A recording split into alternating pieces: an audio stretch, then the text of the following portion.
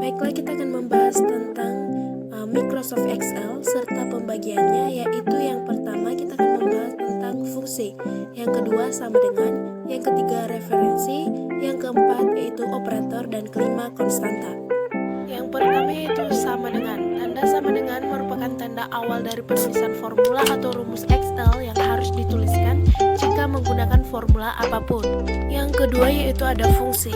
Fungsi merupakan sebuah kode tertentu yang melakukan kalkulasi tertentu di Excel berdasarkan susunan argumen yang telah ditetapkan pada Microsoft Excel tersebut. Fungsi juga bisa digunakan untuk menjalankan perhitungan sederhana atau kompleks, misalnya fungsi sum yang merupakan sebuah fungsi Excel yang digunakan untuk menjumlahkan data. Ketiga, ada referensi. Referensi adalah acuan pada sebuah sel atau range pada lembar kerja Microsoft Excel, baik itu pada sheet yang sama maupun pada sheet yang berbeda. Yang keempat yaitu konstanta. Konstanta merupakan nilai yang bukan hasil dari sebuah kalkulasi perhitungan, karena itu nilainya selalu sama atau tidak berubah. Konstanta dapat berbentuk teks maupun angka yang dimasukkan langsung ke rumus, misalnya angka 3 pada Microsoft Excel. Yang berikutnya itu yang terakhir operator. Operator merupakan simbol karakter yang menentukan tipe perhitungan yang ingin Anda jalankan pada sebuah rumus Excel. Pada contoh di atas termasuk operator adalah tanda perkalian dan tanda pembagian. Di sini saya juga akan menerangkan tentang rumus penjumlahan, pengurangan, perkalian, pembagian pada Microsoft Excel. Dan ini dia.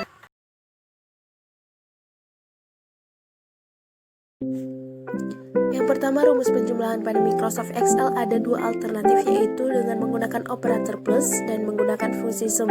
Yang pertama, operasi plus, di mana cara penulisannya sama saat kita menulis penjumlahan pada umumnya, dan gambar di samping merupakan contoh daripada operator plus. Yang kedua, ada fungsi sum. Pada penggunaan rumus ini lebih gampang dan lebih sederhana, dan juga lebih banyak diminati untuk menjumlahkan angka pada Microsoft Excel tersebut. Dan gambar di samping merupakan contoh daripada operasi sum. Yang berikutnya, kedua rumus pengurangan pada Microsoft Excel menggunakan operator minus dengan cara yang sederhana seperti menuliskan soal pengurangan terhadap Microsoft Excel tersebut. Dan yang ketiga, ada rumus perkalian pada Microsoft Excel. Operator arithmetic dan penggunaan fungsi produk pada Microsoft Excel merupakan contoh kedua untuk melakukan perkalian pada Microsoft Excel tersebut. Di sini sudah diterangkan apa itu operator arithmetic dan gambar di samping merupakan contohnya. Berikutnya, Microsoft Excel juga menyediakan sebuah fungsi khusus yang disebut dengan fungsi produk yang untuk perkalian yang sama dengan operasi tanda silang.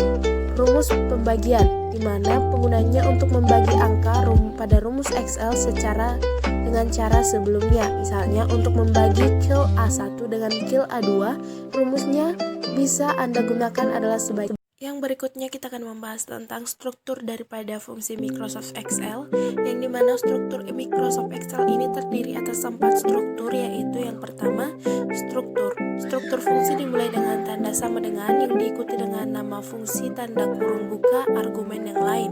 Yang kedua yaitu nama fungsi. Pada contoh di atas adalah fungsi if atau nama fungsi untuk daftar fungsi yang ada.